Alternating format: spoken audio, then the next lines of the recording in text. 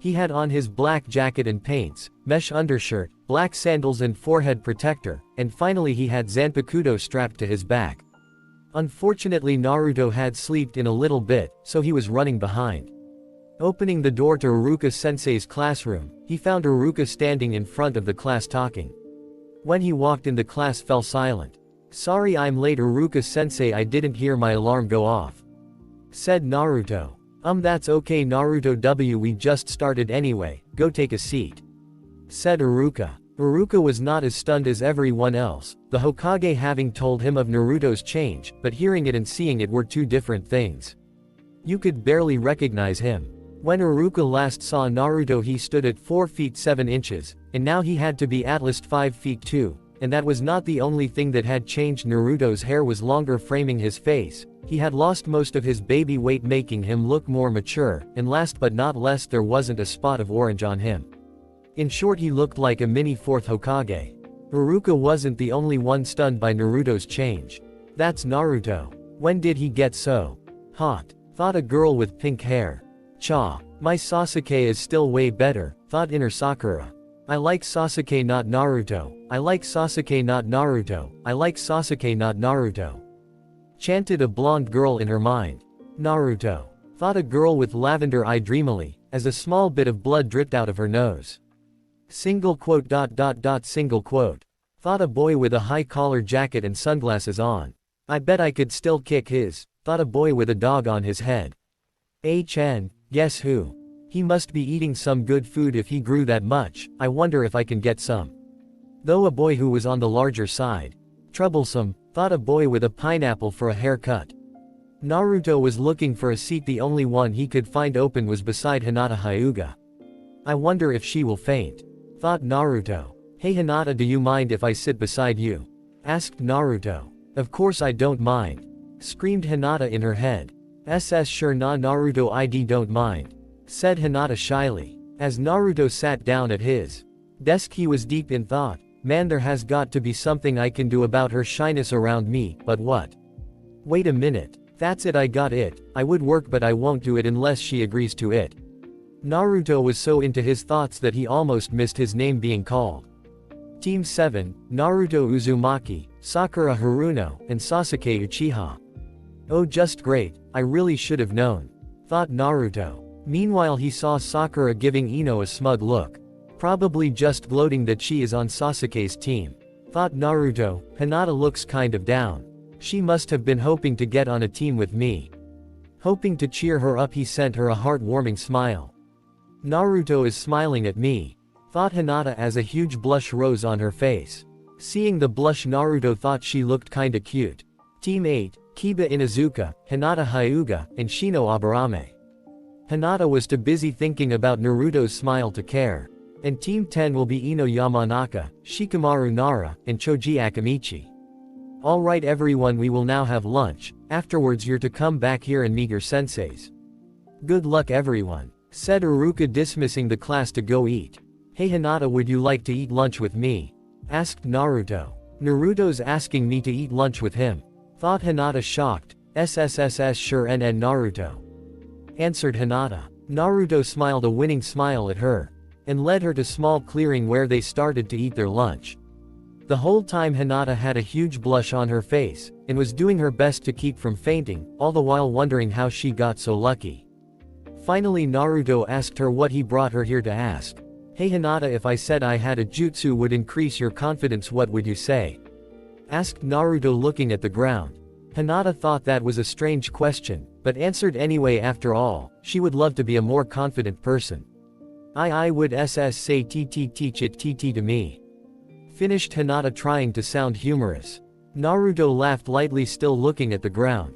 It's not really something I can teach Hinata, it's more of a bloodline, said Naruto seriously. Hinata turned to look at Naruto. Why you mean why you're not joking? Hinata asked Naruto with a stunned look on her face.